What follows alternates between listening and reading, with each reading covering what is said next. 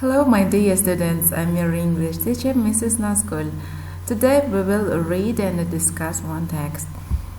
10th grade. You may take your book and open the page 18, Unit 2. First of all, let's discuss the question. First question. Do you know anyone who travels a lot? Is it for work? Where do they go? How long are they away? Let's answer for this question. I answer first. I know one girl. She travels a lot, but she travels for study.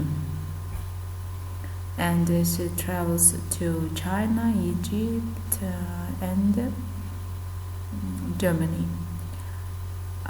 She is in China now. She is 2 years there.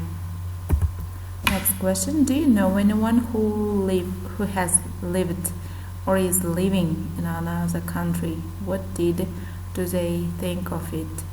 My best friend is living in another country, and she thinks that first it's very difficult to use it to food, weather, and the traditions.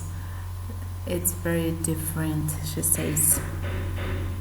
Okay, I'll rate your answers. You should write answer. You should write down to your copybook and then send me. Let's start our reading. Tales of Two Cities.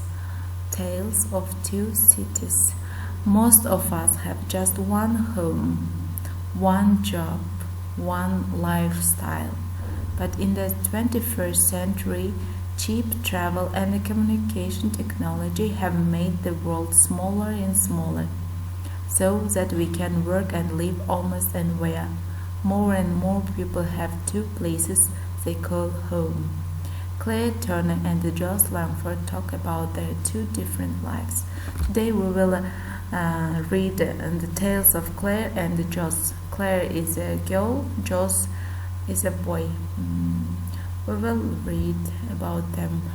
First, our hero is Joss Langford. He's 29 years old and he's a snowboard designer. He lives in Cambridge and Newburgh. Let's start our reading. You should check and pay attention. Let's start. In Germany, I feel European. In England, I feel English, says Joss. Every 2 weeks, Joss leaves his farmhouse home near Cambridge for another farmhouse near Nuremberg. Both places are really flat, says Joss. It's a strange choice of landscape for a snowboard designer. I design in England, but in Germany, then drive to Switzerland to test the boats. The distance between my home in England and Germany is almost 1,000 kilometers door to door. He knows this because he sometimes drives. It makes a nice change from flying. Joss flew 100 times last year. He doesn't mind all the air travel, but there are disadvantages. It's exhausting. And I've always got a cold, he says. People think it's glamorous, but I don't fly first class. In each country he has a social life and a local pub. Also, Joss speaks German. People in Nuremberg always want to practice their English. In Cambridge, he lives with his partner, Kate.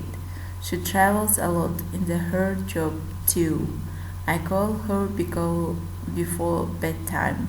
Sometimes our planes cross in the skies. In Nuremberg, he rents a room with his colleague. There I eat more meat and drink more beer.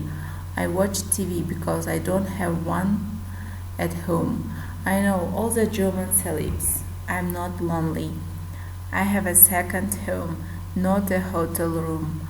I have a German life in Germany and an English life in England.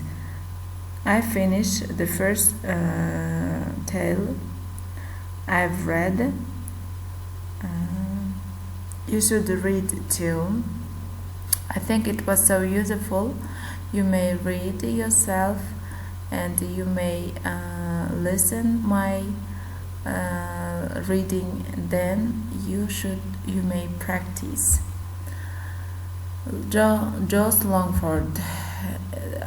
This second tale about Claire, you should read it yourself. She lives in New York, in USA. Do you know where the Nuremberg situated? Joss' home in Nuremberg. It's in Germany. It's in German. Nuremberg. New words: landscape, farmhouse, glamorous, exhausting. Landscape, farmhouse, glamorous and exhausting. Landscape, пейзаж. Farmhouse, фермерский дом. Glamorous, шикарный, гламурный. Exhausting, утомительный.